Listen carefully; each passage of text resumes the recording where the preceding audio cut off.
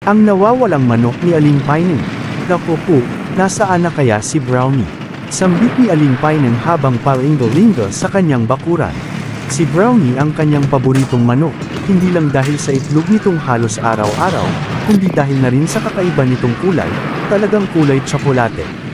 Kinabahan si Aling Pineng. Wala si Brownie sa kulungan, wala rin sa ilalim ng puno ng mangga kung saan ito madalas magpahinga. Brownie, Brownie, tawag niya, ngunit tanging huni lang ng ibang ibon ang kanyang naririnig. Tumapit si Mang Tomas, ang kanyang mister na abala sa pagtatanim ng kamote. Anong nangyayari, Pineng? Para kang nawala ng singsing.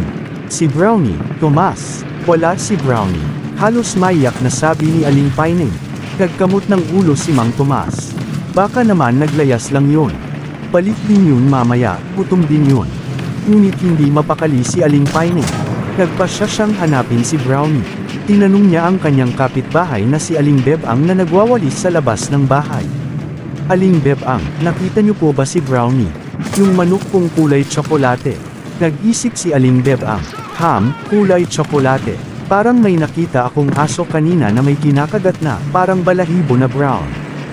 Nanlaki ang mata ni Aling Pineng. Aso. Oh, no.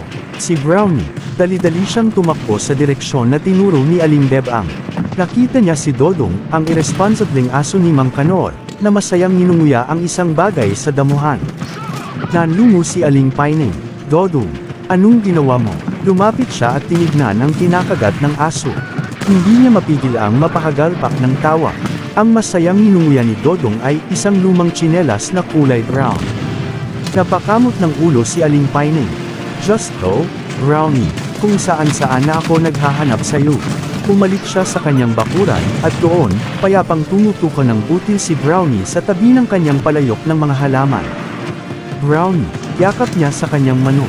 Akala ko kung ano nang nangyari sa'yo. Napailing na lang si Mang Tomas nang makita ang kanyang misis na yakap-yakap ang manok. Hay nako, Pineng. Talagang mahal mo ang manok na yan. Umiti si Aling Pineng. Kasi naman, Tomas. Ang dami ko nang iniisip, tapos pati pa si Brownie na wala. Puti na lang at tsinelas lang pala ang nakita ni Aling Bebang. Mula noon, tuwing nakikita ni Aling Pineng si Dodong na may ninunguya, palagi niyang sinasabi, "Hoy Dodong. Tsinelas na naman yan, ha?" At sabay silang tatawa ni Mang Tomas.